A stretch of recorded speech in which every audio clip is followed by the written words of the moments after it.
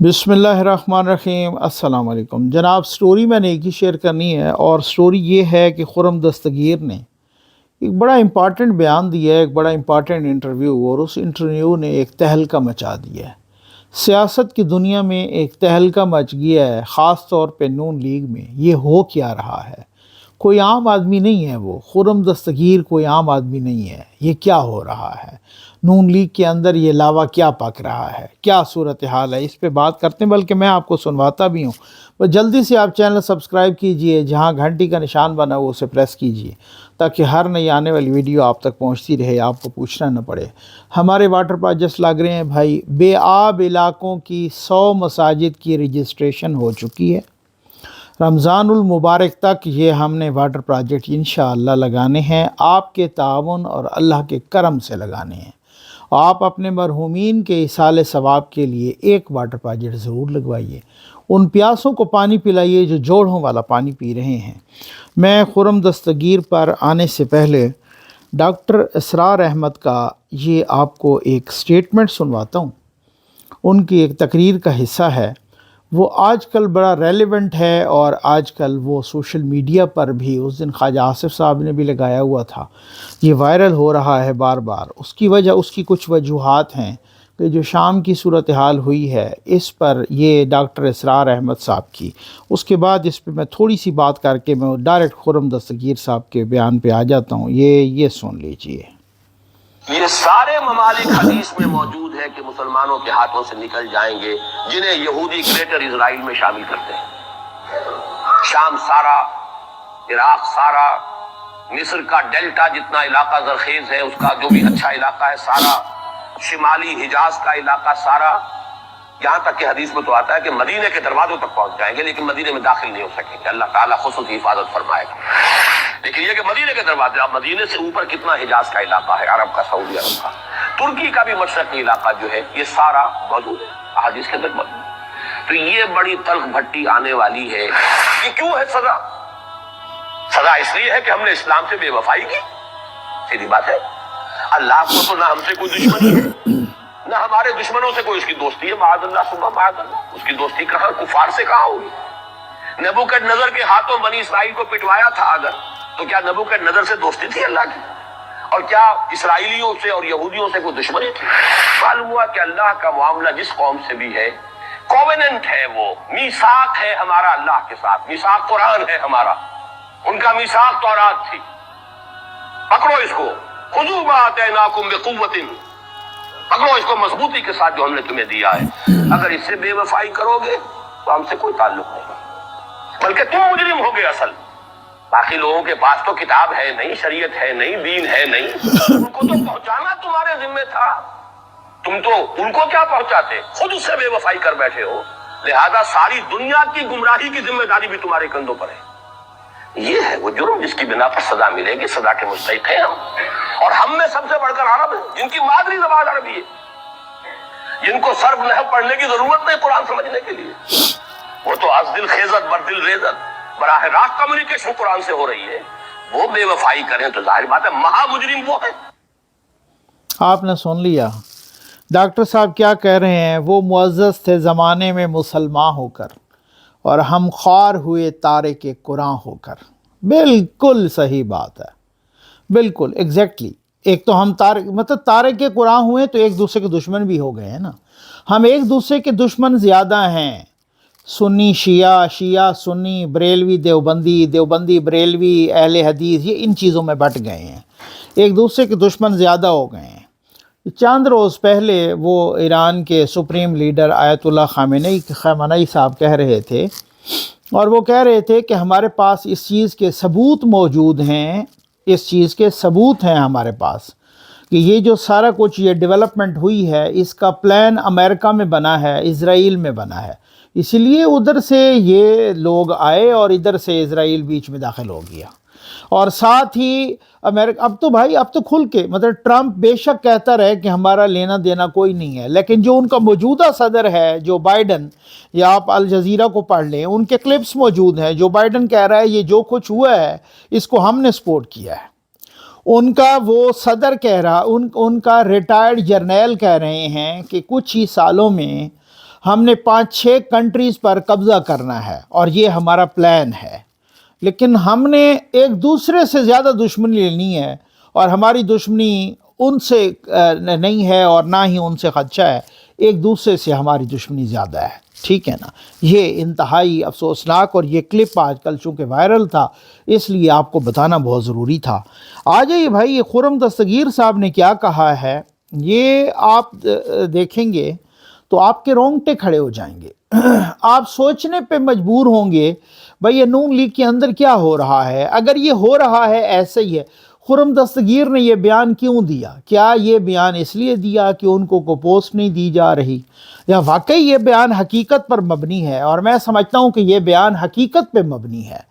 میں سمجھتا ہوں انہیں بہت ہمارے دوست ہیں عمار مسعود صاحب، ان کو انٹرویو دیا ہے انہوں نے، اور اس پہ بہت ساری باتیں کی ہیں خرم دستگیر صاحب نے، بہت سوچنے پہ مجبور ہے۔ آپ ان کا چہرہ پڑھیں، اس سے پتہ چل جائے گا۔ خرم دستگیر کوئی 3rd-4th ٹیئر کا بندہ نہیں ہے، وہ نون لیگ میں 1st ٹیئر کا بندہ ہے، وہ وفاقی وزیر ہے۔ خرم دستگیر صاحب وہ ہیں جو کہہ رہے تھے کہ بھائی ان کے والد صاحب جو کہ غالباً بیمار ہیں، تو وہ جب نواز شریف صاحب گجرانوالہ میں آ کے ٹکٹس تقسیم کر رہے تھے تو انہوں نے کہا کہ وہ جب تک نہیں آئیں گے خرم دستگیر صاحب کے والد دستگیر صاحب، تب تک میں ٹکٹس تقسیم نہیں کروں گا۔ تو کہہ رہے ہیں وہ بیمار تھے، وہ آ نہیں سکتے تھے، تو بعد میں ان کو لایا گیا وہاں پہ اور اتنی عزت سے نوازا گیا، اور انہوں نے کہا کہ جب جس کو یہ کہیں گے، ان کا بیچ میں جو ان پٹ ہے وہ ضروری ہے، جس کو یہ کہیں گے میں انہی کو ٹکٹس دوں گا۔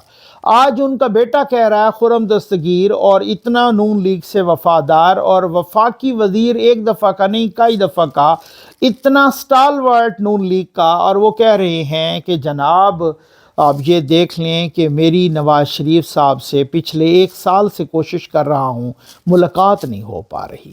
اب میں ذرا تھوڑا سا نا یہ پہلے سن لیجئے، پھر بعد میں، کیونکہ یہ جب تک آپ سنیں گے نہیں تب تک آپ کو اس کی سمجھ نہیں آنی۔ یہ لیجئے۔ لاسٹ ملاقات نواز شریف سے کب ہوئی؟ سر لاسٹ ملاقات کو اب کہہ سکتا ہوں کہ 1 سال چند دن کم، جن دنوں وہ انٹرویوز کر رہے تھے پچھلے سال دسمبر میں، انہی دنوں میں، ان دنوں ملاقات ہوئی تھی، اس کے بعد تو نہیں ہوئی۔ آپ نے کوشش کی؟ جی میں نے کافی کوشش کی، الیکشن کے بلکہ اس سے پہلے بھی کوشش کی تھی جب وہ لندن سے آئے تھے، اس کے بعد بھی، اور الیکشن کے بعد تو کافی دفعہ کوشش کی ہے، لیکن اس میں کامیابی۔ ووٹ کو عزت دینی تھی آپ نے، سر وہ کدھر گیا؟ وہ کہاں کھو گیا نعرہ؟ اب تو آپ یہ نعرہ نہیں لگا سکتے گیون دا جی اب اس نعرہ لگانے کی جو کریڈیبلٹی ہے وہ نہیں رہی ہمارے پاس۔ کوئی طریقہ کار ہو سکتی ہے اگر کبھی قائدین یہ سمجھیں کہ بھئی اس کے لیے پھر اپنی حکومتوں کی قربانی دینی پڑے گی۔ کہ مسلم لیگ نون کے لیے آج جب ہم 2024 کے اختتام پہ سب سے بڑا چیلنج جو ہے وہ ہے ابلاغ، کمیونیکیشن۔ پوری دنیا میں جب سے یہ سوشل میڈیا اور خاص طور پہ موبائل فون کے اندر جو انٹرنیٹ کنیکٹیوٹی ہے، ایک پوری نسل جوان ہوئی جس نے لیپ ٹاپ دیکھا بھی نہیں، وہ سارا کچھ ان کے لیے کمپیوٹر، لیپ ٹاپ، ان کا وہ فون ہے جو ان کے ہاتھ میں جو انٹرنیٹ سے کنیکٹ ہے۔ تو شاید غالباً مسلم لیگ نون جو ہے وہ ابھی تک ڈیسک ٹاپ کمپیوٹر کے دور میں ہے۔ لیپ ٹاپ تو آپ بانٹتے رہے۔ ہاں نہیں، وہ لیپ ٹاپ بھی گزر گیا، اب وہ جو ہاتھ پہ لوگوں کے ہے، اور اس میں ایک بہت سیریس فلسافیکل پوائنٹ بھی ہے جو آپ کی موجودگی ویسے میں بات کروں، لیکن ہمیں جو ابلاغ کے نئے طریقے ہیں ہمیں نہیں اس کی سمجھ آئی۔ میں اس ایشو سے کم از کم 2011 سے ڈیل کر رہا ہوں۔ اچھا، سمجھ نہیں آئی یا سمجھنے کی کوشش نہیں کی؟ These are two different things۔ نہیں، سمجھ نہیں آئی۔ سمجھ اگر آئی ہوتی کہ ہمیں اس کے لیے جس قسم کے وسائل اکٹھے کر کے استعمال کرنے تھے، ہمیں اس کے لیے جس قسم کے لوگ ایکسپرٹس چاہیے تھے، ہمیں جس قسم کی ایڈوائس لینی چاہیے تھی، جسے کہتے ہیں سوشل میڈیا اینالیٹکس میں، وہ ہم نے نہیں لی۔ ہمارا یہ خیال تھا کہ ہم جو ہے وہ پریس کانفرنس کر کے یا کوئی تقریر کر کے اب قوم تک پہنچ سکتے ہیں۔ آپ نے سن لیا، 2-3 باتیں بڑی اہم کی انہوں نے۔ وہ بات یہ کرنا چاہ رہے ہیں کہ میں نے نواز شریف صاحب سے کوشش کی، لیکن میری بات نہیں ہو پائی. 1 سال سے میں کوشش کر رہا ہوں. مجھے یاد آ گیا جاوید ہاشمی صاحب جب نون لیگ چھوڑ کے پی ٹی آئی کی طرف جانے لگے تھے، وہ کہ آج کل وہ ادھر ادھر پٹھی سیدھی مار رہے ہیں. آج کل مجھے ان کی بہت ساری چیزوں سے اختلاف ہے. وہ انقلابی سے پتہ نہیں کیا بن گئے ہیں. وہی بات ہے، جب یوتھیاپا آ جاتا ہے تو پھر اس میں جو ہے نا یوتھیا پن آئے گا تو پھر اس کے بعد جو ہے نا وہ عقل شکل ساری چٹ ہو جائے گی. میں ویسے نہیں کہتا ہوتا کہ یوتھیا ہو اپر چیمبر خالی نہ ہو، یہ ہو نہیں سکتا. لیکن جب وہ جا رہے تھے تو انہوں نے ایک بات کی تھی کہ پتہ نہیں وہ کہتے ہیں پچھلے کوئی 20 سالوں میں 2 مرتبہ بھی ملاقات نہیں ہوئی. یہ ٹرینڈ اچھا نہیں ہے، یہ روش اچھی نہیں ہے، یہ زمانہ چینج ہو گیا ہے. آپ برکھا دت سے تو ملاقات کرتے ہیں لیکن آپ خرم دستگیر سے ملاقات نہیں کرتے. میں کسی صحافی کا نہیں کہتا کہ آپ پاکستانی، بہت سارے لوگوں نے اعتراض کیا کہ جی آپ پاکستانی صحافیوں سے کیوں نہیں ملاقات کر رہے. ہر کسی کا اپنا وہ ہے، اور برکھا دت سے آپ نے ملاقات کر لی، لیکن کم از کم اگر آپ برکھا دت سے ملاقات کرتے ہیں تو آپ خرم دستگیر سے تو ملاقات کریں نا. اب یہ ایسے تو نہیں ہے کہ یہ تو اس طریقے سے. اور دوسری بات یہ ہے کہ انہوں نے بڑا ایک ریئلسٹک، ایک پریگمیٹسٹ اپروچ، ایک بہت ہی حقیقت پسندانہ بیان دیا ہے کہ آپ ووٹ کو عزت دو کا نعرہ ہم نہیں لگا سکتے. اگر لگائیں گے تو پھر ہماری حکومتیں جائیں گی. یہ بالکل بات ٹھیک ہے. آپ فیڈرل گورنمنٹ کی قربانی دیں اور آپ پنجاب کی گورنمنٹ کی بھی قربانی دیں، تب آپ ووٹ کو عزت کا نعرہ لگا سکتے ہیں. ٹھیک. اور انہوں نے بہت ساری اور بھی کام کی باتیں کی کہ مجھے سمجھ نہیں آتا کہ ووٹر کیا چاہ رہا ہے. مطلب دن رات مریم نواز صاحبہ لگی ہوئی ہیں اور وہ کام کر رہی ہیں. اب یہ دیکھنا ہوگا کہ جب وہ ان کو 2-2.5 سال ملتے ہیں، نون لیگ کی جو نئی اپروچ ہے کہ جی آپ اس طریقے سے خدمت کریں کہ جی آپ کو 2-2.5 سال اگر ملتے ہیں اور اس طرح سے آپ خدمت کرتے ہیں تو پھر اس کے بعد بہت کچھ آپ امپروو کر جائیں گے، خود بخود چیزیں ٹھیک ہو جائیں گی. دیکھیں یہ جو نیا بیانیہ اور نیریٹیو اور یہ سوشل میڈیا نا، یہ واقعی نون لیگ کو سمجھ نہیں آئی. ہم نے کافی عرصہ پہلے وزیر داخلہ جناب رانا ثناء اللہ صاحب سے ایک ایسی آف دا ریکارڈ گفتگو تھی، تو انہوں نے کہا کہ جی کیا ہے 2014 میں نہیں تھا سوشل میڈیا. بھائی 2014 میں یا 2018 میں وہ والا سوشل میڈیا تھا ہی نہیں جو 2022 میں یا 2024 میں سوشل میڈیا ہے. جو جس طریقے سے اب جو باتیں ہو رہی ہیں اس طرح سے وہ سوشل میڈیا تھا ہی نہیں اس وقت. تو نون لیگ کو سمجھ کوئی نہیں آئی. جب یہ سیل بنایا تھا ان کی لیڈر مریم نواز صاحبہ نے، تو سارے نالاں تھے کہ جی یہ کیوں بنایا ہے سیل، اس سے ہمیں نقصان ہو رہا ہے. انہوں نے، ہمیں یاد ہے ایک زمانے میں مریم نواز صاحبہ نے سوشل میڈیا سیل بنایا. وہ اتنا سٹرانگ سیل تھا کہ پی ٹی آئی کے سوشل میڈیا سیل کو بھی انہوں نے صحیح سے ٹھیک کر کے، انہوں نے وہ جیسے کہتے ہیں نا ڈکی لگا دی تھی. ٹھیک ہے نا. انہوں نے بالکل جناب ان کو ایک طرح سے کاؤنٹر کیا، اور ایسا کاؤنٹر کیا کہ اس کا کاؤنٹر نیریٹیو، اینٹی نیریٹیو اس طریقے سے دیا کہ وہ بعض اوقات محسوس ہوتا کہ یہ تو سوشل میڈیا جو پی ٹی آئی کا سوشل میڈیا ہے ان کو بھی انہوں نے دیوار سے لگا دیا ہے. اتنا زبردست قسم کا. بعد میں پھر ان کے اپنے رہنماؤں نے کہا اور تنقید کرنا شروع کی اور اس سوشل میڈیا کا ستیہ ناش ہو گیا. تو بات یہ ہے کہ یہ چیزیں بڑی اہم ہیں، اور یہ چیزیں بہت اہم ہیں. اگر آپ نے نیریٹو بنانا ہے تو ان چیزوں کو پرفارمنس کے ساتھ ساتھ پھر نیریٹو بھی بنائیں. اور اگر آپ نے نیریٹو کا اپنا ستیہ ناش کرنا ہے، اور آپ جو کہ ستیہ ناش کر چکے ہیں، تو اس حوالے اب تو حالت یہ ہے، میں کل دیکھ رہا تھا وہ جسٹس وجی الدین صاحب کہہ رہے تھے کہ بلاول صاحب کی شیروانی تیار ہو رہی ہے. مزہ تو جب آئے نا کہ 1.5 کے بعد جب یہ ساری چیزیں ٹھیک کر کے ماشاءاللہ، اور یہ ادھر ادھر بھاگ دوڑ کر کے سعودیہ سے بھی، چائنا سے بھی، IMF سے بھی، ہر جگہ سے، ورلڈ بینک سے ساری چیزیں لے لیں، مہنگائی کو بھی نیچے کر دیں، آ کے بلاول صاحب بیٹھ جائیں. ماشاءاللہ ٹھیک ہو گیا نا. جو آخر پہ ہو کہیں کہ ہم نے ٹھیک کیا ہے. دیکھو جی ہم آئے ہیں تو کیونکہ اس قوم کی میموری تو ویسے بڑی شارٹ ہے نا، وہ اس حساب سے ہے اور اس حوالے سے ہے. ہمارے ایک دوست ہیں تو وہ ابن آدم صاحب ان کا نام ہے، انہوں نے مجھے خود کہا کہ میرا نام کوٹ کر کے آپ بتا دیں. کہتے ہیں نقوی صاحب آپ ویسے ہی کہہ رہے ہیں، اسٹیبلشمنٹ اس وزیر اعظم سے بھی اور پنجاب کی وزیر اعلیٰ سے بھی بہت خوش ہے، بہت خوش ہے، سیٹسفائیڈ ہے. آپ لکھ لیں کہ ان کو کوئی نہیں چینج کرنے لگا. بھائی میں نے کوئی دعویٰ نہیں کیا، میں اسی طرح کی چیزیں کوٹ کر رہا ہوتا ہوں. میں اسی طرح سے کہ جب وہ نون لیگ کے لوگ اسی طرح کے بیانات دیتے ہیں، جب میاں جاوید لطیف صاحب اس طرح کی باتیں کرتے ہیں کہ اب بھی سہولت کاری ہو رہی ہے، جب اس طریقے سے جسٹس وجیہ الدین کہیں، جب اس طرح سے فیصل ووڈا کبھی ایک سے ملاقات کریں تو کبھی دوسرے سے، اور ان کو شٹ اپ کال بھی کوئی نہ دے، میں نے اپنے سے کبھی کوئی دعویٰ کر کے دی؟ ہاں، جو ایکسکلوسیو معلومات ملتی ہیں میں کہتا ہوں یہ میرے سورس کی معلومات ہیں، میں آپ کو وہ دے دیتا ہوں، باقی تو انالیسس کرتے ہیں ہم خبروں کی بنیاد پہ، تو اب وہ دیکھتے ہیں کہ وہ انالیسس کیا، تو آپ پہ چھوڑ دیتا ہوتا ہوں کہ آپ ان کو محفوظ رکھا کریں کہ جنہوں نے کو خبر دی ہے یا جو کچھ بھی وہ ہوا ہے تو کیا وہ ایسے ہی ہے یا ایسے نہیں ہے، یہ تو وقت بتائے گا کہ کیا ہوگا۔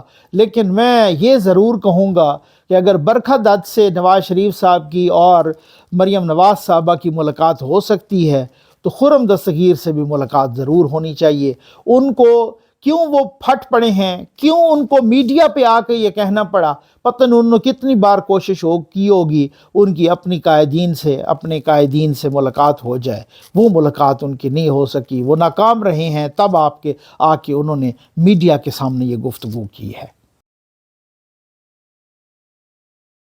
ہم ظفر نقوی صاحب سے اپیل کرتے ہیں کہ جس طرح اس نے ہزاروں اور سینکڑوں مساجد کے لیے پانی کا انتظام کیا، وضو خانے کا انتظام کیا ہے، تو اس طرح ہم بھی اس سے اپیل کرتے ہیں کہ ہمیں بھی اپنی مسجد کے لیے، ہمیں اچھا ضرورت ہے مسجد کے پانی کی، وضو خانے کی، اس کے لیے ہم اسے ریکویسٹ کرتے ہیں کہ ہمیں بھی یہ لگوا کر دیں دیں۔ السلام علیکم ناظرین اکرام، ظفر نقوی ویلفیئر فاؤنڈیشن کا واٹر پروجیکٹ صاف پانی محفوظ زندگی آپ احباب کی مسلسل محبت اور تعاون سے جاری و ساری ہے، جس میں وطن عزیز کے خشک سالی اور بے آب علاقوں میں صاف پانی فراہم کیا جا رہا ہے۔ آج کا واٹر پروجیکٹ ایک مسجد میں مکمل کیا گیا۔ محترم محمد ارشد اقبال اور محترمہ نسیم اختر اقبال نے مرحوم برکت علی صاحب اور مرحومہ عائشہ بی بی کی مغفرت و ارسال ثواب کے لیے عطیہ کیا۔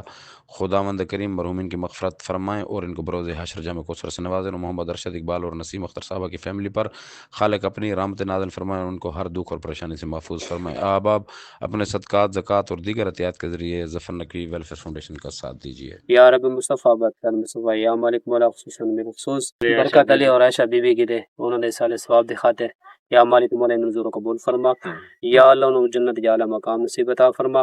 پانی پلانے کو حدیث مبارکہ میں صدقہ جاریہ فرمایا گیا ہے، جس کا ثواب مرنے کے بعد انسان کو ملتا رہتا ہے۔ نلکا، ٹینکی، کنواں، ٹیوب ویل وغیرہ کی شکل میں غریبوں اور ناداروں کی پانی کے انتظام کرنا مرحومین کے سال ثواب اور ان کے لیے اجر آخرت اور صدقہ جاریہ ہے۔ آج کا یہ واٹر پروجیکٹ محمد ارشد اقبال اور محترمہ نسیم اختر اقبال نے عائشہ بی بی اور برکت علی کے سال ثواب کے لیے عطیہ کیا ہے۔ اللہ تبارک و تعالیٰ ان کے اس عطیے کو، اس صدقے کو اپنی پاک بارگاہ میں قبول فرمائے اور برکت علی اور عائشہ بی بی کو جنت میں اعلیٰ مقام عطا فرمائے۔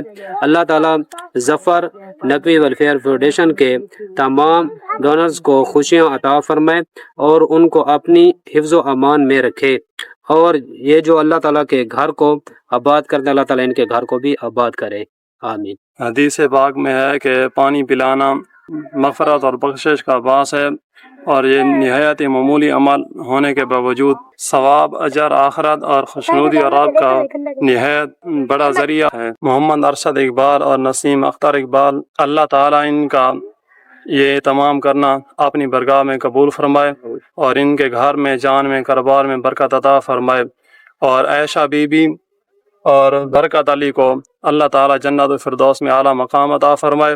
برکت علی عائشہ بی بی کو اللہ جنت الفردوس بخشے۔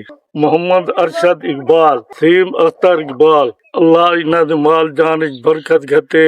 محمد ارشد اقبال، نسیم اختر اقبال، ان کا ہم شکریہ ادا کرتے ہیں، انہوں نے ہمیں یہ پانی کا نظام عطا کیا ہے، ان کا ہم بہت بہت شکریہ ادا کرتے ہیں، اور ہم ظفر نقوی صاحب کا بھی شکریہ ادا کرتے ہیں۔ محمد ارشد اقبال، آپ کا بہت شکریہ۔ نسیم اختر اقبال، آپ کو بہت شکریہ۔ شکریہ ظفر انکل۔